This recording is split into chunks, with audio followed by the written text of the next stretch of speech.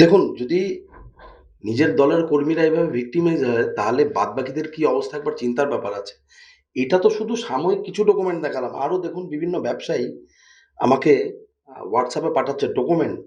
এটা প্রায় ৫,০০,০০০ টাকার। আ এটা দেখুন, এটা প্রায় ৫,০০,০০০ টাকার বিশ্বজিৎ সাহার নামে বিল।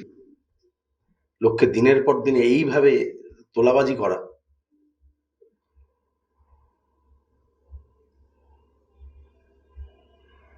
এটা কাছ থেকে উনি টাকা নিয়েছে, সেটা একদম বিল সমেত।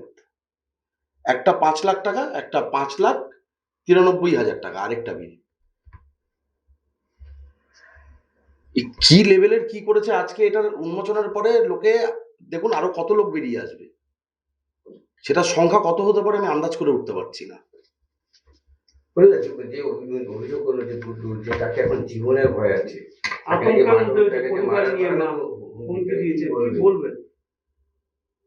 দেখুন, এই লোকগুলো আমরা বারংবার বলে এসেছি, এই লোকগুলো সমাজের পক্ষে কত ক্ষতিকারক।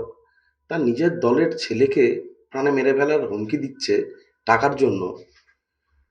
এটা যদি ইমিডিয়েট পুলিশের বিরুদ্ধে অ্যাকশন না নেয়, তাহলে খুব বাজে একটা পরিস্থিতি তৈরি হবে। এরা এটাকে ব্যবসা বানিয়ে ফেলেছিল, যারা নিজের দলের লোককে এইভাবে তোলাবাজিটাকে দেখছেন কিভাবে তোলাবাজি। একটা ফোন ইউজ করবে, সেটা অন্যকে দিয়ে জোর জবরদস্তি ব্ল্যাকমেল করে কিনে নেওয়া। এটার ইমিডিয়েট ব্যবস্থা এবং শাস্তি তাকে পেতে হবে, নাহলে তো এলাকায় শান্তি ফিরবে না। এবং আমরা আইনের পথেই হাঁটতে বলবো, এবং আমি বিশ্বাসী যে আমাদের সরকার এর মুখ্য জবাব দেবে। গুড্ডুর পাশে আপনি কিভাবে থাকবেন? গুড্ডুর পাশে গুড্ডুকে আমি পরিষ্কার বলেছি যে পুলিশের কাছে যাও, পুলিশের কাছে ও যাবে এবং সব ডকুমেন্ট নিয়ে যাবে, এফআইআর করবে। যেহেতু আপনি একজন রাজনৈতিক বীরের পাশে, আপনি একজন একজন আইনজীবী, তাই কি লয়ার ভাবে আপনি পাশে থাকবেন? আমি আইনজীবী হিসাবে আমি সব যারা এভাবে করে দীর্ঘদিন ধরে যাদেরকে শোষণ করা হয়েছে, আমি আইনজীবী হিসাবে সবার পাশে, আমার এলাকার লোকের পাশে আমি দাঁড়াবো। দাদা আর আমি ২৪ সালে একটা দুর্গাপুজোর কাজের আমার কথা বলেছিল, সেই কাজের করার পর সেই সাউন্ডের টাকাটা আজকাল আজকাল করে সেই টাকাটা যখনই চাই তখন করে দেবো করে সেই টাকাটা আমাকে আর দেয়নি। চাইলেই বলে করে দেবো, এই করে একটা বছর চলে গেছে। তারপর ২৫ সাল পড়লো, ২৫ সালেও সেই পুজোর কাজের জন্য আমাকে যখন ডাকলো, তখন আমি বললাম দাদা আগের টাকাটা যদি ক্লিয়ার করো তাহলে করে দিতে পারি। আমি বললাম, বলছে হ্যাঁ ঠিক আছে দিয়ে দেবো। যাই হোক সেই কাজটাও করলাম, করার পর কিছু পেমেন্ট করলো, মানে চাপাচাপি করে তারপরে আমার প্রায় ৪০,০০০ টাকার মতো এটা ডিউজ রয়ে গেল। ফোন করলে খালি বলে একটু পরে কথা বলছি, একটু পরে ফোন করছি, কথা বলছি। সেটা চাইতে চাইতে আর জুতো শক্তি প্রায় ক্ষয়ে। কত টাকা মোট পান বিশেষে? আমি পাই টোটাল ৮৫,০০০ টাকার মতো। ২৪-এ হচ্ছে ২৫,০০০ টাকা, ২৫ সালে হচ্ছে ৪০,০০০ টাকা, আর ২৫ সালের বিজয় সম্মানিত তাতে পাবো ২০,০০০ টাকা। আপনার কোনো ডকুমেন্টস আছে, টাকাটা পান? হ্যাঁ, টাকা ডকুমেন্টস আছে। তৃণমূলের নেতা যে তোলাবাজ, এটা কি আর নতুন করে প্রমাণ করার অপেক্ষা রাখে? এই তোলাবাজদের তাণ্ডবে তো মানুষ অতিষ্ঠ হয়ে তৃণমূলকে বিসর্জন দিয়েছে। ওয়ান পয়েন্ট এজেন্ডা ছিল তৃণমূলকে হারাও, তৃণমূলকে পশ্চিমবাংলার ক্ষমতা থেকে সরাতে হবে। আজকে এই তৃণমূলের কোন চামচা বেলচে আমি তাকে চিনিও না, তবে আমি এটা জানি যে কাক কাকের মাংস খায় না বলে একটা প্রবাদ ছিল, কিন্তু তৃণমূলের ক্ষেত্রে এটা প্রযোজ্য নয়। আজ এ প্রমাণিত হলো।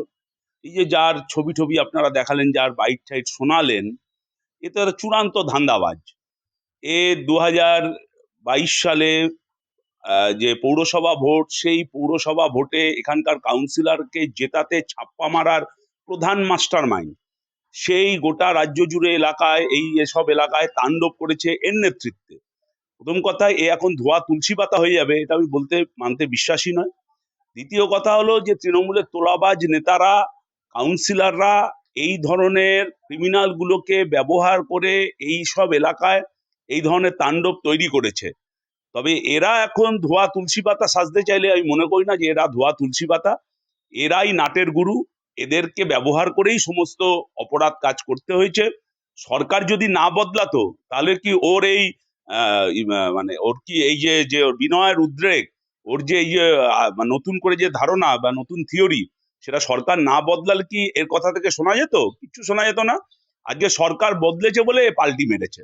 কিন্তু আমরা প্রথম থেকেই বলেছি যে তৃণমূলের নেতারা এই সমস্ত তোলাবাজ, সিন্ডিকেট, প্রমোটার, এই গুন্ডা বাহিনীকে ব্যবহার করে গোটা এইসব এলাকায় তাণ্ডব চালিয়েছে। তার জন্যই তো মানুষ ওদের তাড়িয়েছে। আজকে এই নেতা বা এই তৃণমূলের চামচা সে এখন প্রকাশ্যে এটা বলছে, কিন্তু এটা বলার অপেক্ষা রাখে না, এটা অনেক আগে থেকেই প্রমাণিত।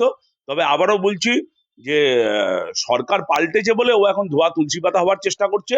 সরকার না পাল্টালে এ যা করেছে আবারও তাই করতো। কিন্তু বললাম, পাবলিকের মার কেওড়াতলা পার, গণতন্ত্রের পথে জনগণ এইসব তাড়িয়েছে। আজকে তাই গোটা ঘটনাগুলো প্রকাশ্যে আসছে। আমরা বামপন্থীরা অনেকদিন ধরেই এই কথাগুলো বলছিলাম, আজকে তৃণমূলের কর্মীরাও এই কথাগুলো বলছে। তাহলে বামপন্থীরা যা বলে অনেক আগে থেকেই তাদের দূরদর্শিতা আছে। আমরা আমরা আমরা যে ঠিক কথা বলি আজকে আরেকবার মানুষের কাছে প্রমাণিত হলো। প্রথম কথা হচ্ছে যে আমি একটা প্রতিষ্ঠিত বিজনেসম্যান, সকলে জানে, পার্টি পরে। আর যে ছেলেটা বলেছে ওকে হাতে ধরে নিয়ে এসছে, বাচ্চা ছেলে, কারোর কথা কিছু বলছে, আমি নিয়ে কোনো গুরুত্ব দিতে নারাজ।